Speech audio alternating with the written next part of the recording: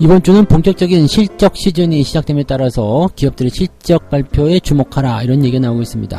자, 미국 증시는 뭐 경제지표 발표들이 여러 개가 있습니다. 주택지표도 있고요. 그 다음에 연준 당국자들의 발언 이런 것들도 준비되어 있는데 일단 뭐 금리 인하에 대한 또는 뭐 금리 동결, 뭐 금리 정책에 대한 그런 부분들이 일단 수면 아래로 조금 가라앉는 느낌이죠. 그래서 앞으로 이제 경기가 얼만큼 좋아질 것이냐 이런 경제 지표와 그 다음에 지금 현재 기업들의 실적 상황이 어떻게 진행되고 있느냐 여기에 주목이 되고 있는 것 같습니다. 자, 이 부분들 좀 알아보도록 하겠고요. 일평균 공매도 거래 대금이 역대 최고치를 찍었다고 합니다. 지금 공매도가 전면 개방된 게 아니에요. 그렇기 때문에 코스닥 150, 코스피 200 이쪽에 지금 그 공매도 거래 대금이 역대 최고치를 찍었다는 얘기가 되는 건데 문제는 이제 그 공매도 금액들이 2차전지라는 어떤 특정 섹터에만 몰리고 있다는 것이 좀 문제가 되겠죠. 자, 이 부분들 역대 최고치. 그렇다면 주가가 좀 위험한 거 아니냐 이런 얘기도 나오고 있는데 같이 알아보도록 하겠고요. 자, 포스코 그룹주들이 연일 뜨겁습니다. 네, 2차전지를 날개를 달았다. 2차전지라는 날개를 달았다. 이런 얘기 때문에 지금 포스코 그룹주들이 굉장히 잘 움직여주고 있는 모습이고요. 포스코 홀딩스에 대한 기대치들도 많이 높아져 있습니다. 뭐 2차전지 하면 이제 포스코다 이런 얘기까지 나올 정도로 지금 시총 상위에 있는 2차전지 실제 배터리 관련 종목들보다 포스코의 상승률이 더 크게 나타나고 있다는 것도 주목해 볼 필요가 있겠죠. 자, 왜 그런지 한번 알아보도록 하겠습니다.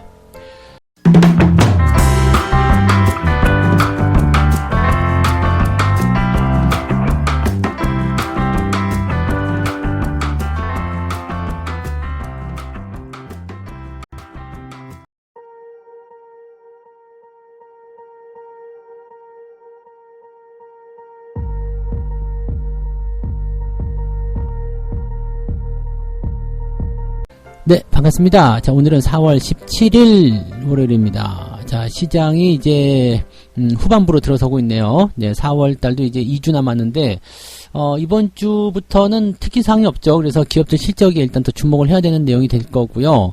기업들 실적에 주목을 하게 되면서 또 이번 주 잘 넘기게 되면 아마 다음 주 윈도우 드레싱 또 기대를 해볼 수가 있겠죠. 보통 이제 4월 달에 주가 상승률이 가장 높다라는 것이 이제 월가의 역사적인 이야기들이기 때문에 거기에 따른 기대감들 좀 나오고 있습니다. 어쨌든 시장이 반등을 계속해서 이어가려면 기업들의 실적이 뒷받침되어야 된다라는 이제 이야기들이 시장에서 나오고 있습니다. 그런데 이제 1분기 실적에 대한 기대치들이 크게 낮아져 있는 모습이잖아요. 근데 이 부분은 네, 예전에도 설명드렸지만은 증권사들이 지난 4분기 실적 발표 이후에 1분기 실적 기대치들을 많이 낮췄어요. 그러니까 이렇게 되면은 오히려 실적 발표를 할 때 예상치보다 높게 나온다는 것 그 이유 하나가 뭐가 돼요? 어닝 서프라이즈가 됩니다. 그래서 오히려 이제 기업들의 실적 발표가 어떤 기대치를 낮춰놨다라는 어떤 그런 그 뭐라 그럴까 복선이라고 해야 되나요? 이런 것들 때문에 오히려 더 좋은 흐름들로 연결될 수도 있겠다라고 판단할 수가 있습니다. 자, 1분기 순이익은 지난해 같은 기간보다 5.2%나 줄어들었을 것이다라고 예상된다. 그 다음에 이제 2분기에도 조금 주춤할 것이고 3분기부터는 이제 반등세로 진행되면서 점차적으로 회복이 될 거죠. 즉 하반기가 들어가면서 기업들 실적이 회복이 될 것이다 이렇게 전망이 나오는 거죠. 여기다가 이제 은행들 실적이 굉장히 좋게 나왔어요. 뭐 JP모건이라든지 이런 쪽 실적 발표가 좋게 나왔는데 왜 그랬냐면 이 지방 중소은행들이 이제 이탈을 하게 됐죠. 막 파산 소식도 있고 좀 불안하다 이런 얘기가 나오니까 대형주 쪽으로 많이 몰려들었던 것 같아요. 그래서 대형 은행들의 분기 실적이 매우 긍정적이다라고 되어 있고 이번 주에는 뱅크 오브 아메리카, 골드만삭스, 모건 스탠리 이런 기업들의 실적 발표도 나올 것이다. 자, 일단 대형 은행들의 실적이 좋게 나온다. 이거 어느 정도 예상했었죠. 왜냐면 중소기업 그 중소은행들의 어떤 부진은 대형 은행들을 더욱더 돋보이게 만들어줄 것이고 그런 부분들이 이제 자금을 빨아당기는 역할을 좀 하겠죠.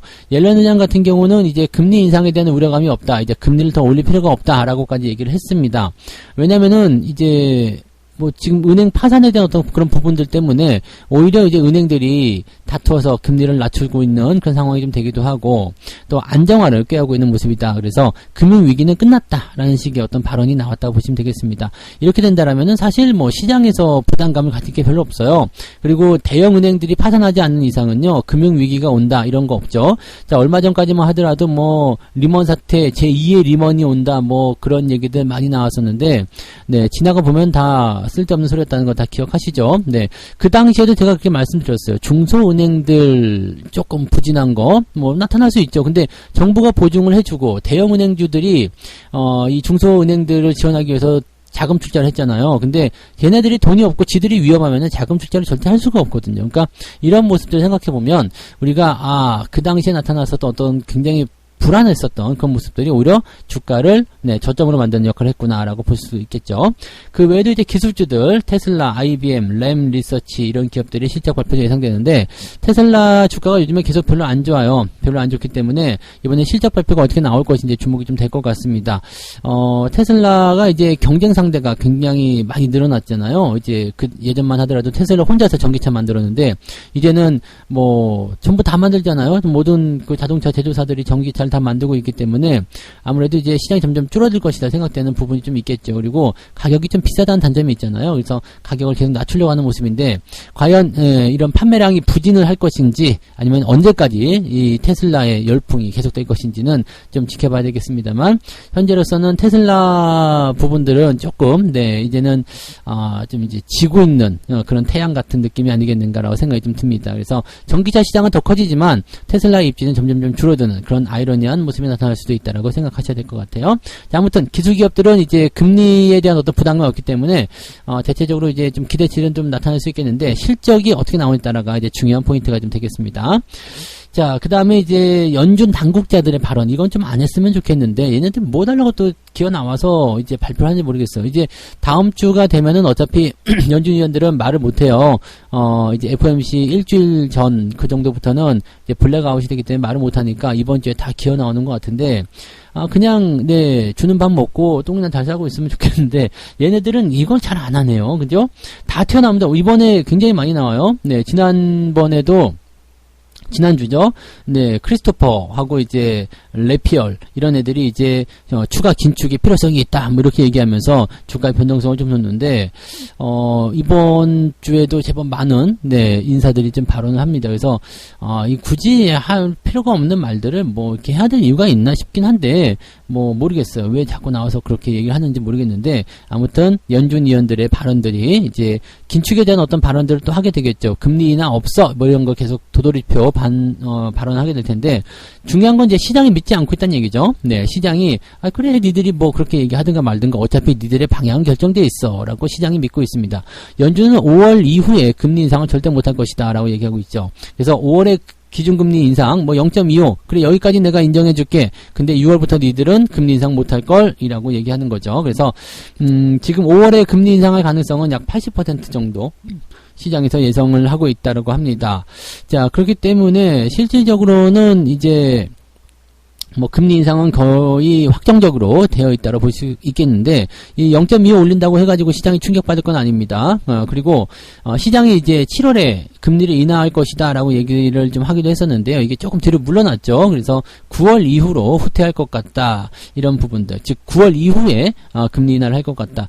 자, 지금 7월에 하지 않고 9월에 하는 것은 큰 의미가 없어요. 그리고 금리를 이제 올해 안에 인하를 안 할 수도 있어요. 안 할 수도 있는데 중요한 거는 올 12월에 금리 인하를 하는 것과 내년 1월에 하는 것은 그렇게 큰 차이가 없다는 이야기죠. 그러니까 실질적으로 이제 올해 금리 인하가 없더라도요. 내년 초에는 금리 인하가 일어날 수 있습니다. 그래서 연준이 지금 그 약한 가벼운 경기 침체 어느 정도 예상할 수 있다라고 봤기 때문에 즉 이거는 뭐 아파서 알아눕는 것이 아니라 약간 컨디션 안 좋은 정도 그런 정도의 느낌이기 때문에 뭐 고민을 많이 하실 필요는 없을 것 같아요. 그래서 금리 인하는 일단 어떻게든 나오긴 할 테니까 그 전에 우리가 준비를 많이 해놓으시면 되지 않겠습니까? 그래서 시장은 뭐 하반기에도 더 좋아지지 않을까 생각됩니다. 다만 단기에 많이 올라간 부분이 조금 부담을 준다 정도만 생각하시면 되겠죠.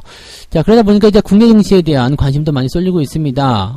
중국 정부의 경기부양책 이런 것도 나오고 있어요. 중국 정부의 경기부양 요즘에 이제 주택지표도 좋게 나오고요. 중국도 이제 그 탈코로나에 대한 어떤 그런 기대감들이 점점 생기고 있는 것 같습니다. 그래서 리오프닝주들이 조금 움직일 가능성이 있다라는 얘기가 좀 있고요. 자, 그 다음에 반도체라든지 이제 바이오, 이제 2차전지 섹터 쪽으로 몰려던 자금들이 약간 옆으로 퍼지는 느낌이 있잖아요. 그래서 골고루 상승하면서 시총 상위를 끌어올릴 것이다. 그래서 2600포인트 돌파를 시도할 전망이다 라고 되어 있는데 증권사에서는 일단 예상 밴드가 2490에서 2590 정도로 제시가 되어 있다. 뭐 이거는 별 의미가 없는 거지만 그래도 아래쪽 하단 밴드가 2500포인트 근접적으로 왔다는 것은 중요하겠죠. 네. 2500포인트를 지지선으로 만들기 위한 조정은 한번 필요하지 않을까 생각되는 모습이고요. 지금, 네, 2차전지 쪽 종목군들이 계속 시장을 달궈놓고 있기 때문에 이쪽이 이제 시총 상위 종목이고 지수가 올라갈 수밖에 없는 타이밍이잖아요. 그러니까 지수가 조정을 받으려면 2차전지를 비롯한 시총 상위 종목군들이 약간 주춤거려야 된다는 것을 좀 알고 있으셔야 됩니다. 그리고 코스닥 지수 상승률이 굉장히 높았잖아요. 그러니까 이쪽이 조정을 받게 되면 아마 코스피 쪽으로 좀 몰리지 않을까 생각합니다. 그래서 2차전지를 대응하시더라도 코스닥 쪽에 있는 2차전지보다도 이제 코스피 쪽에 있는 뭐 포스코 같은 경우도 포함될 수도 있겠고요. 그 다음에 저 위쪽에 LG에너지솔루션, SDI, LG화 이런 것들이 오히려 2차전지가 간다라고 한다라면 이쪽이 더 주목을 받게 될 가능성이 높겠습니다.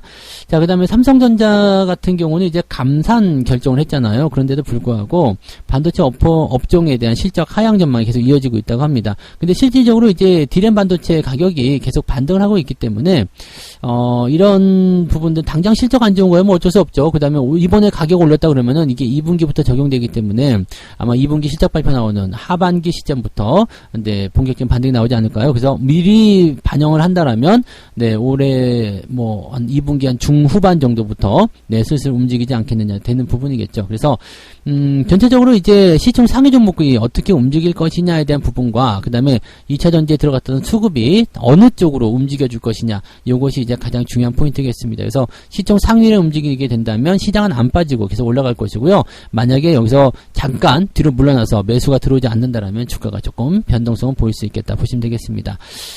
일단 외국인과 개인의 싸움이라고 봐야 되는데 지금 외국인 같은 경우는 시총 상위 이쪽 코스피 쪽에 베팅을 많이 하고 있기 때문에 만약에 이 흐름이 외국인 쪽 넘어오게 된다면 코스피 지수는 올라가면서 코스닥을 누르는 형태로 가게 될 가능성이 높다라고 보시면 되겠죠. 네, 이거는 일단 좀 지켜보면서 가야 될 것 같습니다. 두 번째 이야기 한번 넘어가 볼게요. 고점에 도달한 이후에 이번 달 일평균 공매도 거래대금이 역대 최대치를 찍었다. 공매도 지금 2차전지 쪽에 공매도 계속 늘어나고 있거든요. 근데 많은 사람들이 이야기하고 있는데 그 중에서도 약간 착각하고 있는 것 중에 하나가 숏스퀴즈가 나온다. 이 숏스퀴즈는 계속 여러 번 말씀을 드렸지만 공매도를 손절하는 것이 숏스퀴즈입니다. 그래서 더 이상 안 되겠다. 우리는 팔아야 되겠다. 라고 해가지고 환매가 들어가서 매수가 더 들어오는 거죠. 즉 주가가 계속 올라가서 공매도가 손해를 봤는데 손절매도 같은 형식으로 환매가 들어가서 매수가 들어오면 더 많이 오른다. 이것이 바로 숏스퀴즈입니다.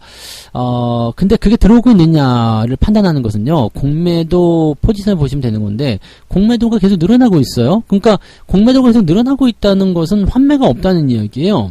환매가 나올 수도 있지만 그것 이상으로 더 많은 공매도가 들어온다면 그것은 의미가 없는 거죠. 그러니까 지금 공매도 쪽에서 숏스퀴즈 이런 것들 뭐 공매도 애들 다 죽어라 이렇게 얘기하면서 막 개인들 몰려들고 있는데 실제로 그런 일이 벌어지지 않고 있다는 얘기죠. 이게 그 미국 쪽에 있었던 그 게임스탑 같은 이야기들은 공매도 다 죽이고 들어갔잖아요. 그러면서 걔네들이 이제 항복하고 뭐 파산까지도 가고 뭐 이런 얘기 나왔었던 얘기들은 걔네들이 갚아야 할 기간이 정해져 있기 때문입니다. 근데 우리나라는 그런 게 없어요. 아시죠? 네, 물론 형식상은 정해져 있습니다만 그냥 연장하면 끝이에요.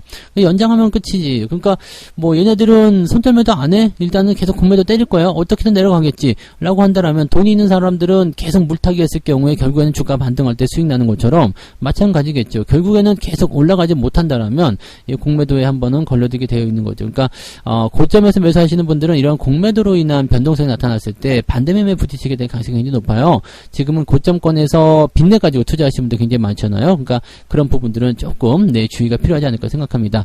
직전 최대의 기록이 코스피가 2021년 5월에 5,700억이고요. 코스닥이 올해 3월에 2,800억 정도였는데 지금 보면은요 4월 달에 일평균 공매도 거래대금이요 코스피가 6,300억 그 다음에 코스닥이 3,600억으로 크게 늘어났습니다. 그래서 요렇게 공매도가 계속 늘어나고 있다는 것은 아마 이제 단기적으로 많이 올라온 종목들을 때리고 들어갈 수 있는 그런 부분이 아니겠느냐라는 식으로 우리가 판단을 좀 해보셔야 되지 않을까 생각됩니다. 약간은 주의가 좀 필요하다 라는 부분이고요. 이것을 통해서 증시가 좀 조정을 받을 수도 있다라고 얘기가 되기도 하죠. 증시가 조정을 받으면 시총 상위 종목들이 내려가야 되기 때문에 지금 반도체, 바이오, 뭐 2차전지 할 것 없이 다 조정은 받는다라고 지금 시장이 전망하고 있다는 얘기입니다. 꼭 뭐 다 그렇다는 건 아니겠습니다만 일단 그렇게 분석이 되는 부분들이고요. 지금 공매도가 크게 증가한 부분들을 또 따지고 들어가 보면 코스닥 지수 상승률이 굉장히 높았기 때문입니다. 그리고 2차전지의 공매도 대금이 늘어나기 때문이다. 그러니까 지금 방금 전에 말씀드렸던 것처럼 뭐 공매도에 대한 어떤 그런 공격이 시작돼가지고 주가가 조정을 받는다라고 한다면 2차전지가 가장 큰 피해를 받겠죠. 그리고 2차전지가 시장을 끌고 올라갔기 때문에 시장이 내려갈 때도 2차전지가 끌고 내려간단 말이죠. 그렇게 되면은 일단 투자 심리는 약간 주춤거릴 수 있겠습니다만 오히려 최근에 우리가 겪었던 내용들은 뭐예요? 2차전지 쪽에 들어갔던 수급이 옆으로 퍼지게 되면서 다른 종목들이 올라가기 시작했잖아요. 그러니까 이렇게 따지고 보면은요, 오히려 이제 이 공매도에 대한 어떤 부분들이 좀 이제 수급의 쏠림 현상을 좀 해소해 줄 수 있는 그런 내용이 아니겠나 생각됩니다. 만약에 공매도가 많이 들어간 상태에서 2차전지 쪽 에코프로나 에코프로비엠이 조정을 세게 한번 받는다고 한다면 여기에 들어가려는 자금들이 다른 데로 돌아 들어가야 되겠죠. 그리고 아직 오르지 못한 2차전지라든지 아니면 아예 다른 섹터 쪽으로 넘어가게 될 가능성이 높다는 얘기입니다. 그래서 지수는 좀 떨어질 수 있어도요. 이렇게 되면 중소형 종목이 올라가면서 계좌 상황은 계속적으로 좋아질 수가 있겠죠.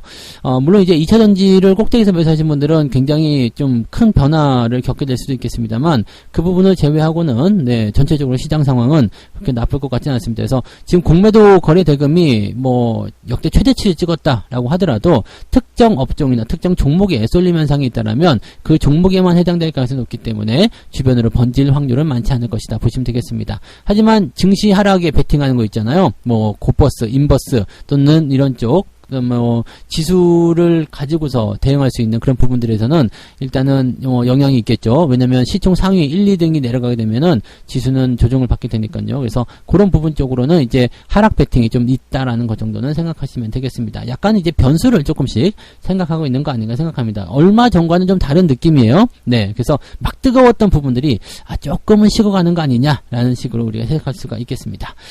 자, 세 번째 이야기로 가봅시다. 포스코 이야기입니다. 포스코가 요즘에 또 뜨거워요. 그냥 철강주인데 그냥 뜨거워가지고 철강에 다 녹아 흘러내릴 것 같습니다. 지금 올해만 그룹 시총이 22조 원이나 올라갔다라고 되어 있습니다. 그래서 지금 포스코 계열에 있는 모든 기업들 다 합쳐보니까 63조 원까지 올라갔다는 얘기죠. 지금 보면 이제 카카오그룹보다 조금 작았습니다만은 카카오그룹은 제치고 오히려 올라섰다라고 되어 있습니다. 그룹 시총이요. 그런데 제가 보기에는 뭐 카카오를 제꼈다고 하는 것이 뭐 그게 대단히 큰 일은 아닌 것 같아요. 카카오가 약간은 고평가된 논란이 좀 있었죠. 고평가 국면이죠. 아직까지도. 이거 뭐 문어발식 상장이 좀 있었던 부분 좀 있고요. 본주가 많이 내려왔음에도 불구하고 이 카카오 지주사가 많이 내려왔음에도 불구하고 아직까지도 이제 시총 상위 유지하고 있는 것은 아직 덜 맞았다는 경우가 될 수도 있어요. 그래서 네이버, 카카오 이런 것들 뭐 이제 반등 나옵니까? 물어보시는 분 많이 계시는데 글쎄요라고 볼 수가 있겠죠. 그리고 뭐 모르죠. 이제 SM인수한 그런 부분들이 어떻게 호재가 되려는지 모르겠습니다만 현재로서는 카카오를 제끼는 것은 그렇게까지 큰 성과는 아니지 않겠나 생각되긴 합니다. 뭐 아무튼 포스코 그룹의 어떤 주가 상승률이 최근에 단기적으로 굉장히 많이 올라서서 흐름이 굉장히 좋다고 보시면 되겠습니다. 올해 들어서면 포스코 그룹주들이 무려 52%나 올라왔어요. 뭐 그도 그럴 것 같아요. 저도 포스코 홀딩스를 24만 원대부터 올해 들어서서 매수하기 시작했으니까 지금 40만 원이면은 50%가 아니네요. 더 많이 올랐는데 이게 뭐 중소형주들의 상승도 더 가파르게 일어났기 때문에 이 계열사들의 상승은 뭐 몇백 프로씩 올랐잖아요. 그러니까 전체적으로 이제 이 그룹의 시총이 56%밖에 안 올라갔지만 종목들의 상승률은 그보다 더 세다라고 봐주실 수 있을 것 같긴 하네요. 자, 뭐 한국 철강 산업을 대표하는 포스코, 그래서 뭐 전통적으로 뭐 금융, 정유 함께 가치주로 분류되어 왔었다. 뭐 이런 얘기 있었는데 요즘에 이제 2차 전지로 뛰어들면서 분위기가 좋아지고 있죠. 이제 그 리튬에 대한 이야기가 이제 이 포스코에 집중이 되는 모습이고요. 이 리튬은 뭐라 그럴까요? 그 반도체가 요즘에 뭐 한국 뭐 산업의 쌀이라고 한다면 얘는 산업의 석유 뭐 이렇게 불린다고 한대요. 그래서 리튬은 이제 뭐 하얀 석유 뭐 이렇게 불린다고 하는데 아무튼 이쪽 부분들이 이제 크게 주목을 받으면서 주가 올라가는 모습이고요. 지난주에는 이제 철강 쪽 움직임도 좋았어요. 이게 아마도 중국 쪽 영향이 좀 있는 것 같아요. 그래서 중국 쪽에서 이제 경기 부양이 일어나게 되면 철강 수요가 많아지게 되고 한국 철강 기업들이 수요를 좀 받게 됩니다. 그래서 시간에서 보게 되시면은 대체적으로 철강주들 움직임들 많이 올랐던 거 기억하실 수 있을 것 같은데요. 자, 오늘 뭐 흐름도 나쁘지 않을 것 같아 보입니다. 그래서 뭐 2차 전지에다가 플러스 철강까지 잘 돼버린다라면 주가가 더 상승할 수 있는 포인트가 좀 되겠죠. 아무튼 뭐 이런 식이고요. 그리고 이제 포스코 엠텍 이쪽 부분들하고 뭐 포스코 케미칼 이런 쪽이 오늘 이번에 이제 주가 상승률이 굉장히 좀 봤다는 부분이 되겠죠. 자, 어쨌건 지금은 2차 전지 테마에 편성을 해서 포스코 그룹주들이 단체적으로 상승하고 있는 모습인데, 현재 보시면은 이제 뭐 너무 쏠림 현상이 있기 때문에 이렇게 2차 전지와 관련된 부분만 있으면 무조건 주가 올라간다, 이렇게 공식이 형성되는 것이 만들어지는 것 같습니다. 뭐 그냥 그러니까 요즘에는 뭐 그냥 가만히 있던 기업들도 나도 2차 전지 할래요, 나도 2차 전지 진출합니다, 검토 중입니다, 이런 얘기 나오면서 주가 막 폭등하는 모습도 나타나는데, 이럴 때 항상 조심들 하시기 바라고요. 테마가 한쪽으로 막 쏠려서 끝까지 올라가다가 옆으로 쫙 퍼지게 되는 순간부터가 조심해야 되는 시점입니다. 물론 그 상황 속에서도 진짜 핵심 종목들은 더 올라가긴 합니다만은, 네, 대체적으로 이제 네, 그냥 무분별하게 올라가는 그런 후발주다들 반드시 조심하셔야 되는 거고요. 요즘에 보면 이런 말 많더라고요. 아직까지 안 오른 2차 전지 딱 한 종목, 이거 지금 사세요 뭐 이러는데, 글쎄, 네, 그런 것들, 네, 너무 많이 믿지는 마시고요. 네, 항상 매매는 분석 잘 하시고, 천천히, 그 다음에 내가 신뢰할 수 있는, 즉, 이 주가가 떨어지더라도 나는 절대 안 팔아라든지, 뭐 이런 식의 어떤 신뢰할 수 있는 그런 포인트에서만 매매 접근해 주시면 좋을 것 같아요. 네, 항상 원칙과 그런 부분들은 변하지 않도록 해주시는 게 좋을 것 같습니다. 뭐 어쨌든 포스코는 뭐 현재 추세도 좋고 흐름도 좋기 때문에 일단은 뭐 너무 많은 비중을 갖고 하면 안 되겠지만, 적정한 비중은 일단 꾸준하게 유지하시면서 조금 더 추세를 지켜보시는 게 좋을 것 같아요. 다만 단기에 오버슈팅했기 때문에 조금 싸게 나올 수 있는 상황이 있기 때문에 싸게 나오면 좀 더 사보시면 되는 거니까 그렇게 대응하시고, 너무 높은 가격에 접근하지 않도록만 주의하시면 되겠습니다. 자, 이렇게 해서 오늘 세 가지 이야기 전달해 드렸습니다. 이번 주는 기업 실적에 주목을 해야 한다, 이런 얘기가 나오면서 이제는 특별한 경제 지표나 이런 부분 없다는 얘기죠. 뭐 지금 주택 지표 발표되는 거 별로 안 좋아요. 그다음에 실업률도 조금 올라갔었고 예상되고 뭐 그런 정도라서 경제 지표들이 그렇게 썩 내세울 게 없고요. 이번 주에 뭐 베이지북 발표되는 것도 있고 하는데, 경기 동향 보고서 아닙니까? 근데 경기 침체 얘기 나오면 또 시장 약간 움츠러들 수도 있거든요. 그러니까 기업 실적만 일단 바라보고 대응하시면 좋을 것 같아요.